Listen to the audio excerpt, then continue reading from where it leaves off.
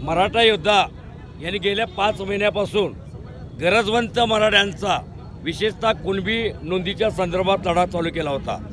संपूर्ण महाराष्ट्रात मनोज जरांगेची भूमिका, ती मराठा समाजाची भूमिका या भावनेनं हे आंदोलन लाखो लोक यामध्ये सहभागी झालेले होते।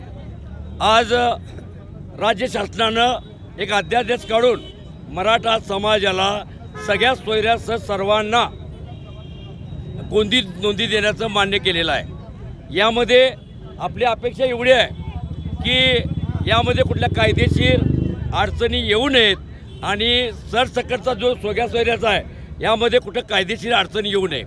त्याचबरोबर जे आज मुख्यमंत्र्यांना सुद्धा आम्ही सांगितलेलं आहे, जो काही अध्यादेश काढला आहे त्यामध्ये राज्य शासनानं कुठलाही खोट आणता कामा नये।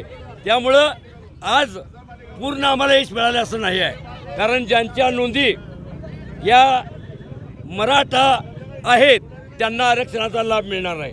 त्यांच्यासाठी राज्य सरकारनं कुणबीच्या ज्या ओबीसीच्या ज्या सवलती आहेत त्या देण्याचं मान्य केलेलं आहे। ही एक आजची जमेची बाजू आहे। त्यामुळं ही जी ओबीसी प्रमाणे फी द्यायची मागणी आहे ती पण योग्यरित्या मान्य करावी।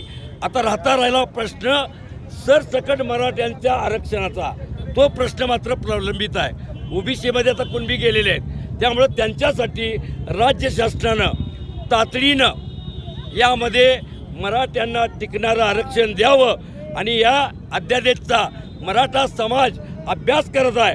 ज्या काही त्रुटी असतील त्या संदर्भात राज्य शासनानं लवकर निर्णय घ्यावा म्हणून आम्ही फारसा जल्लोष न करता जे काही त्रुटी आहेत कुठं राहता कामा नयेत यासाठी राज्य शासनाला सांगतो की परत आम्हाला मुंबईला यायला लावू नका। ठीक आहे।